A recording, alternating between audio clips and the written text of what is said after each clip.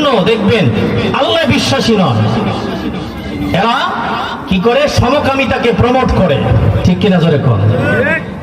আলেম ওলামা ইসলামকে ব্যঙ্গ করে, উপহাস করে, কটাক্ষ করে। আজকে দেখছি আমাদের রাষ্ট্রের উপদেষ্টাদের মধ্যে এমন এমন নাস্তিক বসানো হচ্ছে যারা ইসলামকে কটাক্ষ করেছে, শাহবাগের নাস্তিকদেরকে সমর্থন করেছে, আল্লামা আহমদ শফি রহমতুল্লাহ আলাইকে তেতুল হুজুর বলেছে, এই সমস্ত। তারপরে সমকামিতাকে যারা প্রমোট করেছে, ফারুকের মতো নাস্তিকদেরকে আজকে শিক্ষা, আজকে আজকে আজকে তাদেরকে সাপোর্ট করা হচ্ছে, আজকে তাদেরকে উপদেষ্টা বানানো হচ্ছে, ঠিক কিনা যেরকম?